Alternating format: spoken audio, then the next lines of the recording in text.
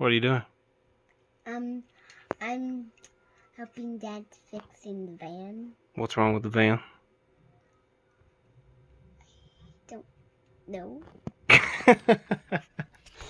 Oh, that dropped you. Still on? We're good. Well, boys and girls, what's up, everybody? My name is Russ with rwresearch.com. This is Malachi, and he's helping me fix the van. So, you know, sometimes things really make me a little upset. So this is one of those things. I took this part. It's a TEMIC out of the van. Okay, controls all the electronics. It's got the on this side of the circuit board, has all the fuses. So it's the fuse box out in the front of the van. It's a 2013 Dodge Caravan.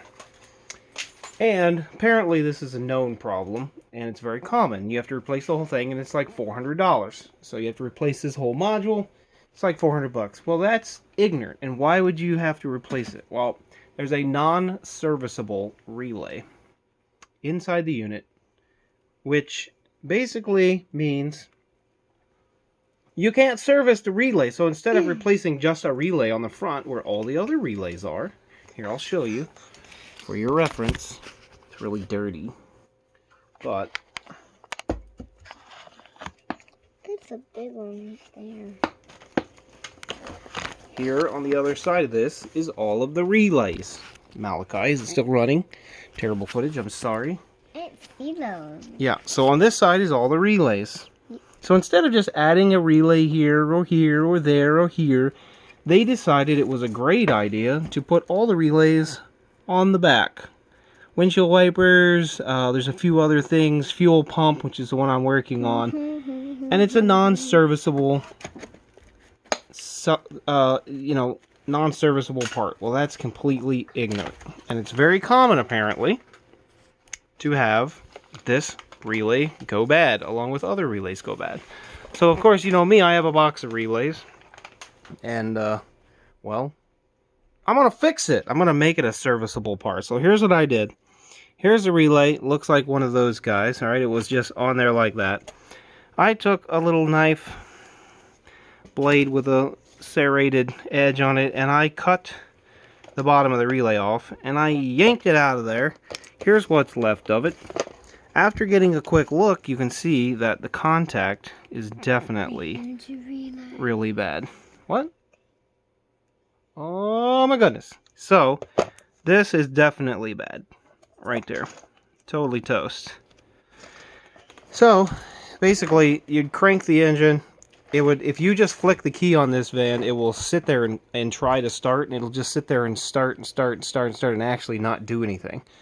So I looked it up. It seems like this could be a potential cause, and yes, there are people out there who repair these boxes for several $100s. I thought to myself, that's completely ignorant. I don't have time for this. I don't have money for this. I don't want to take this whole thing and all the fuses out to get to the other side. So I cut it open. I looked. Yes, it looks like to me that those contacts are not great and pretty well toast. The other one is right there. I bent it up. Right there, you can see it looks really rough. So I decided what I was going to do is make it a serviceable part, Malachi.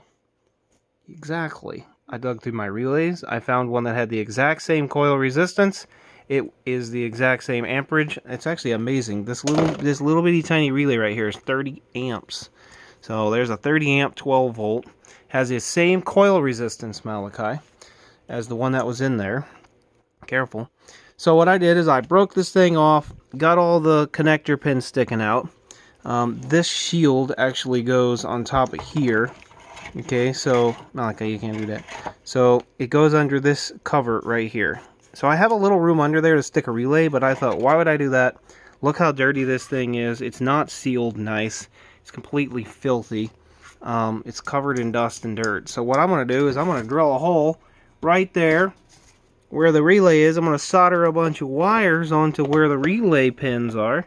And I'm going to make this outside of this unit, so if I ever need to replace it, well, I can. How about that, Malachi? Is that a good idea? What? Is that a good idea?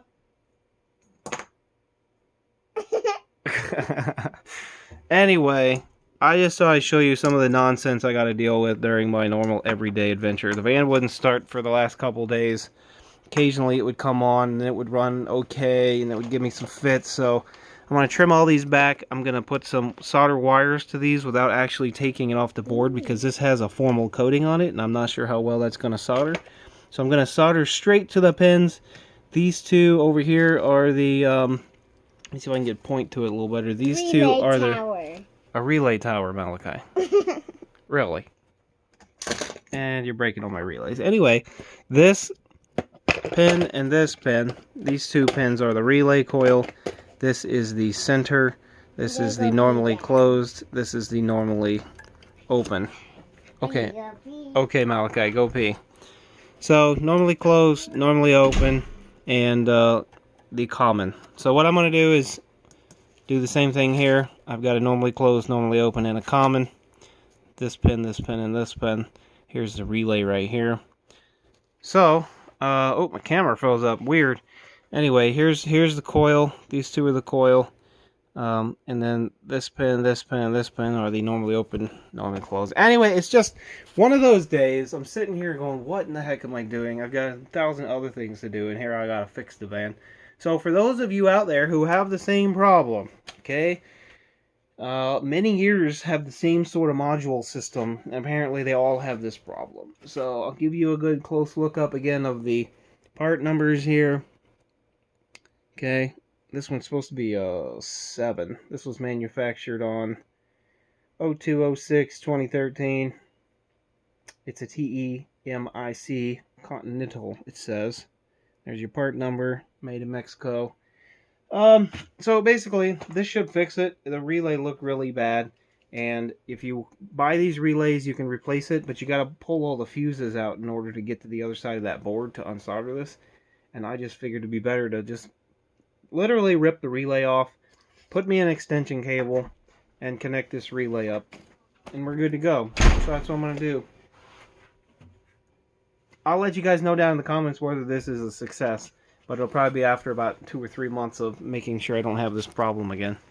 So anyway, that's what Russ is up to today. This is why I'm not making videos about the Zero, or this plane we found, or that plane we found, or that plane that we're trying to build. Malachi, got anything to say? No. Nothing? Say, Jesus loves you! Why not? Why not? I want to tickle you if you don't. I'm going to tickle you if you don't. Alright, read the Bible more. Peace and love. God bless. Bye.